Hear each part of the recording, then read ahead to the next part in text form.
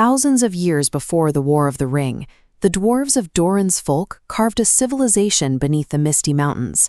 They drove mine shafts into the dark rock of Khazad-dûm, chasing a specific, highly concentrated ore. This diagram breaks down the metallurgical paradox of what they found. The metal, called mithril, behaves like two conflicting materials. It can be beaten and shaped as easily as soft copper, yet it boasts a tensile strength that resists a heavy blade meant to pierce tempered steel. While common silver oxidizes and darkens over time, the crystalline structure of mithril ignores its environment. It keeps its glass-like polish indefinitely, resisting the corrosive effects of air and moisture. The dwarves chased this prize so aggressively that they pushed their mining operations too deep into the roots of the mountain. In doing so, they unearthed a Balrog, a demon of the ancient world that decimated their people and forced the survivors to abandon their city. Before the city fell, the dwarves forged a unique artifact out of this ore, a small, intricately woven shirt of mail studded with white gems. The garment is a direct physical record of dwarven craftsmanship, woven tightly together with the exact greed that eventually brought their civilization to an end. After fleeing Moria, the surviving dwarves settled far to the east in the lonely mountain, Erebor. But that kingdom, too, eventually fell into ruin, becoming a desolate wasteland under the shadow of a dragon. This scale illustrates the historical exchange rate for the metal. While the mines of Moria were active, a single unit of mithril outweighed 10 identical blocks of pure gold in standard trade value. When the Balrog occupied Khazad-dûm, the world's only supply of the ore was severed.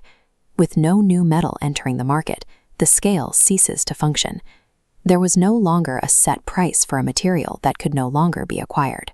The dwarven shirt of mail vanished into the sprawling horde of Erebor.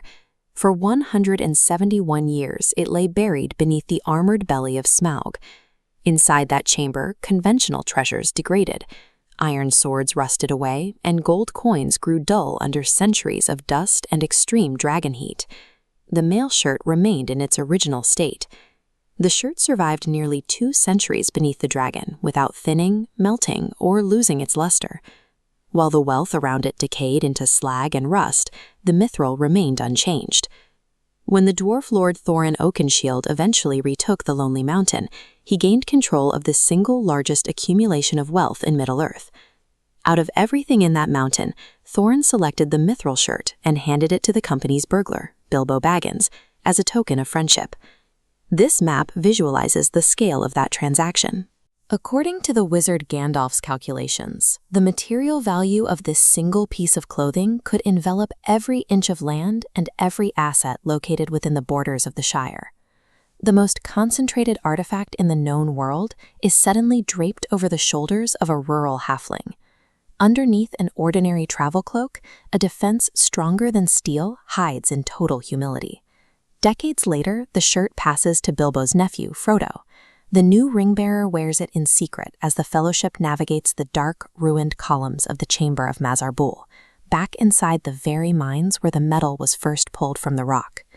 The quiet history of the artifact vanishes when the chamber is breached.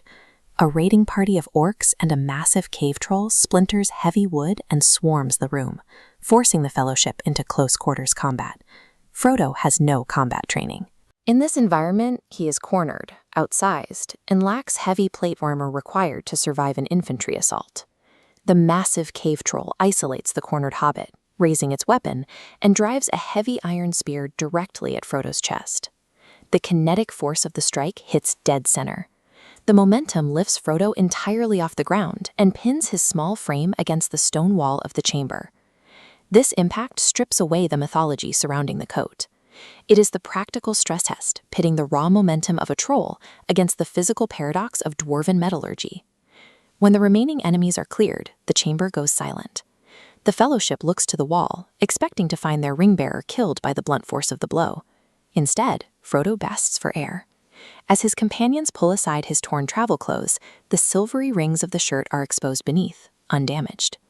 This animation shows how the structure handles the force. At the point of impact, the mesh radially disperses the troll's kinetic energy across interlocking links.